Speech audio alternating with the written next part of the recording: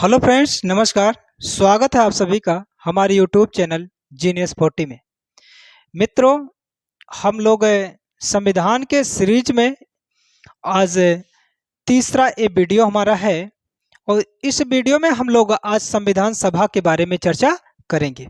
संविधान सभा अर्थात संविधान सभा में जहाँ जहाँ से सदस्य निर्वाचित हुए थे, ये सारी कुछ बातें हम महत्वपूर्ण बिंदुओं पर चर्चा करेंगे और ये हमारा पार्ट 1 है। इसके बाद हम पार्ट 2 में चर्चा करेंगे। छोटी सी वीडियो हम बनाएंगे आज। तो देखें, भारतीय संविधान सभा, जो भारतीय संविधान सभा का जो गठन है, ध्यान दीजिए, भारतीय संविधान सभा, संविधान सभा का गठन, इसके गठन की अगर चर्चा करें, इसका गठन कैबिनेट मिशन के प्रस्ताव पर के तहत किया गया। प्रस्ताव पर आधारित है या कैबिनेट मिशन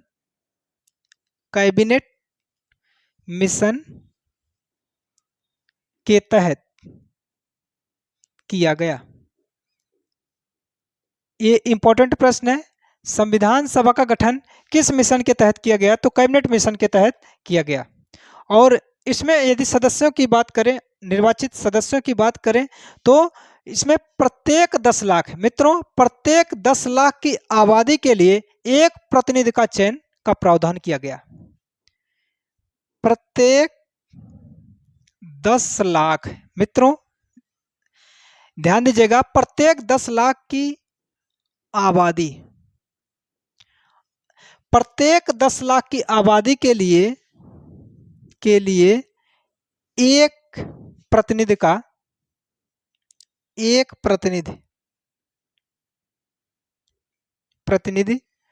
चयन किया गया। प्रत्येक 10 लाख की आबादी के लिए एक प्रतिनिधि का चयन करने का प्रावधान किया गया। और संविधान सभा में ध्यान दीजिएगा मित्रों, ये जो हमारी संविधान सभा है, संविधान सभा में ध्यान दीजिएगा 296 प्रतिनिधि जो हैं, 200, देखिए इसमें क्वेश्चन बहुत टिपिकल आते हैं। 296 प्रतिनिधि जो थे, कहां से कितने प्रतिनिधि? तो 296 जो प्रतिनिधि हैं, ये देखिए हमारे ब्रिटिश प्रांतों से लिए गए। 296 प्रतिनिधि कहां से? ब्रिटिश प्रांतों से। परंतु इसमें ब्रिटिश भारत से कितने लिए गए और कितने कमिश्नरी क्षेत्र से लिए गए, ये बात जानना जरूरी है। 296 प्रतिनिधि ब्रिटिश प्रांतों से, ध्यान दीजिए मित्रों, ब्रिटिश प्रांतों से 296 जो प्रतिनिधि हैं वो ब्रिटिश प्रांतों से। और इसमें ध्यान देने वाली बात है कि 292 प्रतिनिधि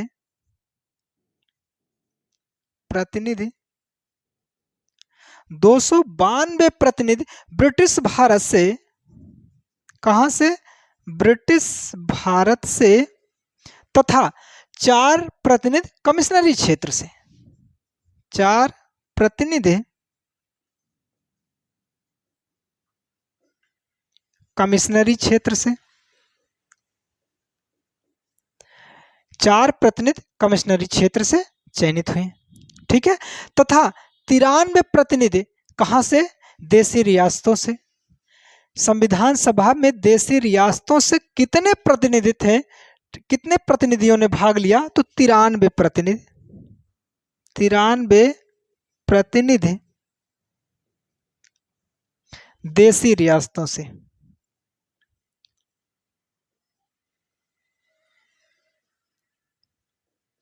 देशी रियासतों से 93 प्रतिनिधि देशी रियासतों से चुने गए, ठीक है। अब हमारे संविधान सभा में 296 प्रतिनिधि ब्रिटिश प्रांतों से, जिसमें 292 प्रतिनिधि ब्रिटिश भारत से और 4 प्रतिनिधि कमिश्नरी क्षेत्र से, तथा 93 प्रतिनिधि देशी रियासतों से चयनित किए गए या चुने गए, ठीक है। तथा और एक बात और है, हैदराबाद रियासत ने इसमें भाग नहीं लिया था। अभी वो चर्चा बाद में हम करेंगे। संविधान के मूल मसौदे पर 24 जनवरी 1950 को हस्ताक्षर हुआ। संविधान, ध्यान दीजिएगा, संविधान के मूल मसौदे पर मूल मसौदे पर हस्ताक्षर 24 जनवरी 24 जनवरी, ध्यान दीजिए 24 जनवरी 1950 को हुआ। 1950 को संविधान के मूल मसौदे पर 24 जनवरी 1950 को हस्ताक्षर किए गए। ठीक है, आइए नेक्स्ट पॉइंट पर देखते हैं संविधान सभा की कुछ बैठक के बारे में। आप इसे नोट कर लें।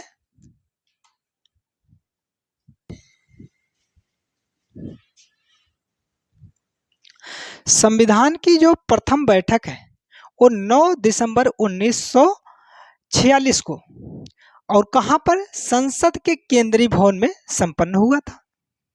आप इसे नोट करें।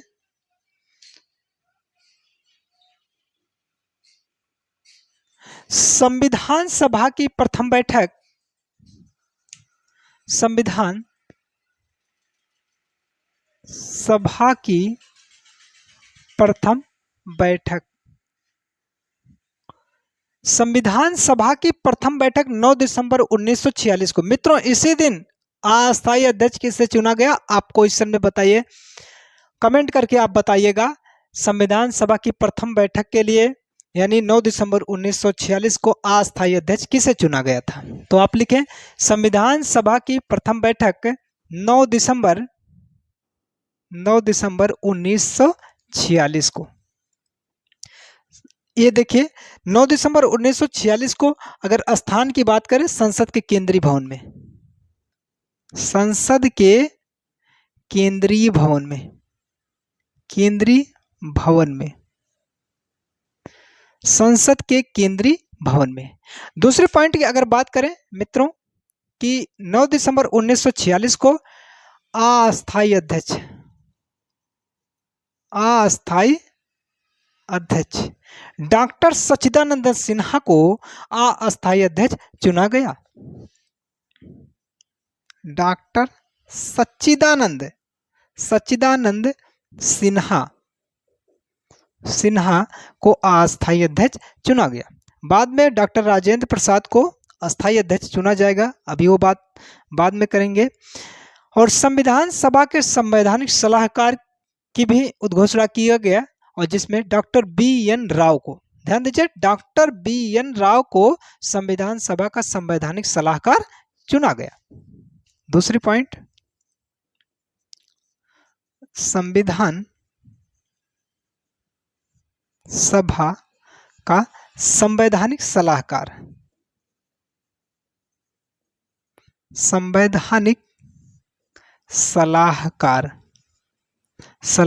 संवैधानिक सलाहकार किसे, बी.एन. राव को चुना गया। बी.एन. राव, बी.एन. राव को संविधान सभा का संवैधानिक सलाहकार चुना गया। और डॉक्टर बी.एन. राव द्वारा तैयार किया गया संविधान का प्रारूप यानी प्रारूप समिति का गठन किया गया। उनके द्वारा जो ड्राफ्ट तैयार किया गया, प्रारूप तैयार किया गया, उसमें प्रारूप समिति बनाई गई। उस पर क्या प्रारूप समिति बनाई गई, वह प्रारूप समिति मित्रों 7 सदस्यीय प्रारूप समिति थी। और वो 7 सदस्यीय प्रारूप समिति यानी ड्राफ्टिंग कमेटी का जो चेयरमैन घोषित किया गया वो डॉक्टर बी.आर. अम्बेडकर को बनाया गया, जो अंतरिम सरकार में कानून मंत्री थे। ठीक है, चलिए देखते हैं। बी.एन. राव द्वारा क्या तैयार किया गया था, तैयार किया गया था प्रारूप, और यही प्रारूप क्या बना, प्रारूप समिति बना। क्या, प्रारूप समिति। यह प्रारूप समिति 7 सदस्यीय थी। कैसी सदस्य, 7 सदस्यीय, 7 सदस्यीय थी, जिसके प्रारूप समिति के अध्यक्ष किसे बनाया गया, अध्यक्ष की अगर बात करें मित्रों डॉक्टर बी.आर. अम्बेडकर। प्रारूप समिति के अध्यक्ष doctor B R. Ambedkar. Doctor B R. Ambedkar को वेरी लर्नड पर्सन, बहुत ही विद्वान पर्सन थे कानून के, उनको प्रारूप समिति का चेयरमैन बनाया गया, अध्यक्ष बनाया गया। ठीक है।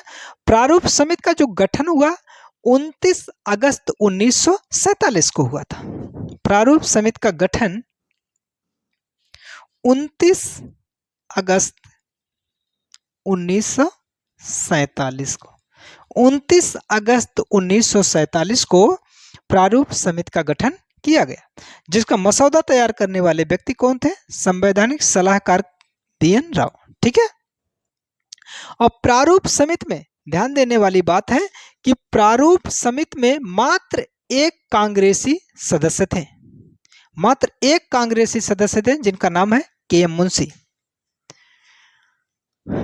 आप इधर पॉइंट आप लिख दीजिए। प्रारूप समिति में एकमात्र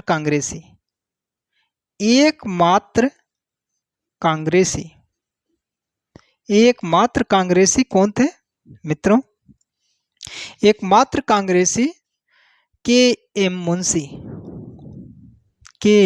मुंशी थे। कौन थे? KM मुंशी। ठीक है। नेक्स्ट आप इसे नोट कर लें। नोट में बातें लिखेंगे। संविधान सभा में हैदराबाद रियासत ने भाग नहीं लिया। संविधान सभा में हैदराबाद रियासत, देसी रियासत ने भाग नहीं लिया, पार्टिसिपेट नहीं किया। किस देसी रियासत ने भाग नहीं लिया, ऐसा प्रश्न पूछा जाता है तो हैदराबाद देसी रियासत ने हमारे संविधान सभा में भाग नहीं लिया था। और दूसरी पॉइंट, संविधान निर्मात्री परिषद के झंडा समिति के अध्यक्ष JB कृपलानी को चुना गया। लिख लें। संविधान सभा के झंडा समिति का अध्यक्ष, झंडा समिति के अध्यक्ष JB कृपलानी, जबकि तदर्थ झंडा समिति के अध्यक्ष डॉक्टर राजेंद्र प्रसाद को चुना गया था बाद में। और संविधान सभा ने, ध्यान दीजिए मित्रों, संविधान सभा ने 22 जुलाई 1947 को राष्ट्रीय ध्वज को स्वीकार किया। आप इसे नोट कर लें।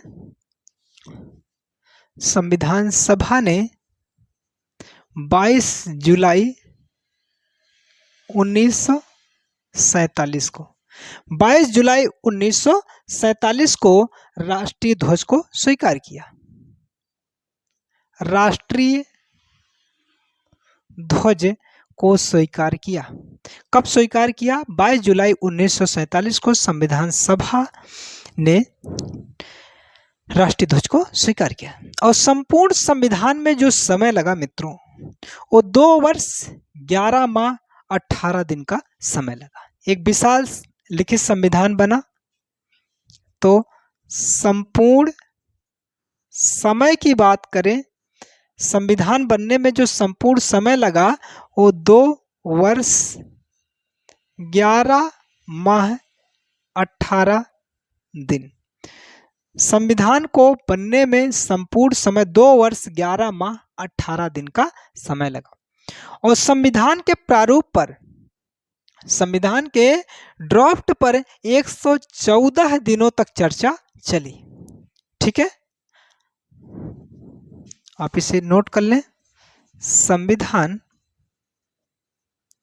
के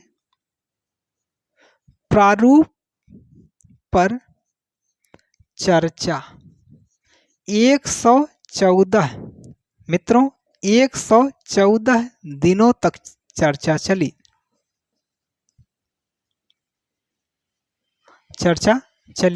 तथा 3 वाचन हुए। कितने वाचन हुए? 3 वाचन हुए। ठीक है मित्रों। नेक्स्ट, 24 जनवरी 1950 को संविधान सभा ने डॉक्टर राजेंद्र प्रसाद को भारत का प्रथम राष्ट्रपति निर्वाचित किया। आप इसे पॉइंट लिखें। 24 जनवरी 1950 को 24 जनवरी 1950 को संविधान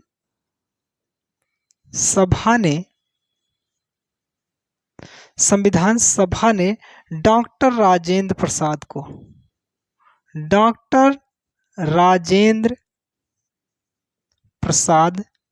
को भारत का प्रथम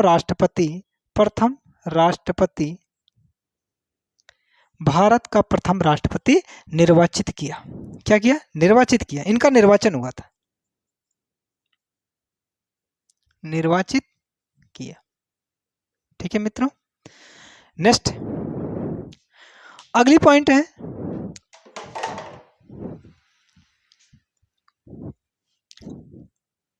तो अगली पॉइंट, भारतीय संविधान विश्व का सबसे बड़ा लिखित संविधान है।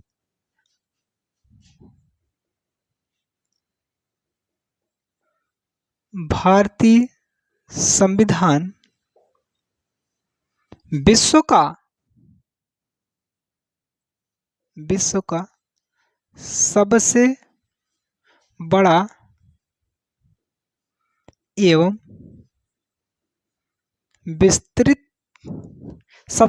एवं विस्तृत संविधान।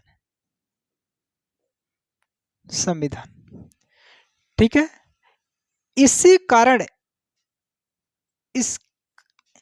कारण इसके विशालता के कारण ही भारतीय संविधान को वकीलों का स्वर्ग भी कहा जाता है, लॉयर्स पैराडाइज भी कहा जाता है इसको। इसकी विशालता के कारण ही इसे वकीलों का स्वर्ग कहा जाता है। वकीलों का स्वर्ग। भारतीय संविधान की विशालता के कारण ही इंडियन कॉन्स्टिट्यूशन को लॉयर्स पैराडाइज भी कहा जाता है। ठीक है, वकीलों का स्वर्ग। और संविधान सभा द्वारा भारतीय संविधान को कब अंगीकृत किया गया, अधिनियमित किया गया, आत्मार्पित किया गया? ये भी प्रश्न परीक्षा में कभी कभी प्रश्न पूछ लिया जाता है। तो आप लिख दें, संविधान सभा द्वारा भारतीय संविधान को संविधान सभा द्वारा भारतीय संविधान को संविधान सभा द्वारा भारतीय संविधान को, ध्यान दीजिए मित्रों, 26 नवंबर 1949 को 26 नवंबर 1949 को अंगीकृत आत्मार्पित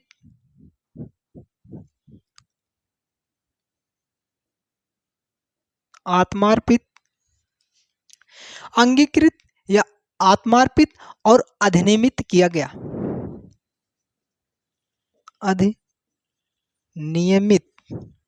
अधिनियमित किया गया। ठीक है मित्रों।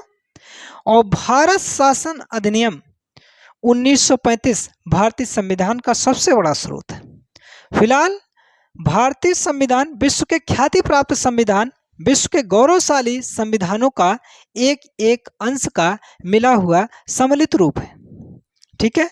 और जिसका सबसे बड़ा जो स्रोत है भारत शासन अधिनियम 1935, क्योंकि आधे से अधिक आर्टिकल्स को यहीं से लिया गया है। तो इस पॉइंट को जरूर लिखेंगे, भारत शासन अधिनियम 1935। भारत शासन अधिनियम 1935 भारत शासन अधिनियम 1935 भारतीय संविधान का सबसे बड़ा स्रोत है, सबसे बड़ा स्रोत। ठीक है। भारत शासन अधिनियम 1935 भारतीय संविधान का सबसे बड़ा स्रोत है। ठीक है मित्रों, आज के वीडियो में बस इतना ही। हम इसके बाद भारतीय संविधान सभा के पार्ट 2 में अगले वीडियो में बात करेंगे, ठीक है। और जानकारी पसंद आए तो आप वीडियो को लाइक करें, शेयर करें और कमेंट करें, और चैनल को ज़रूर सब्सक्राइब करें। Thank you.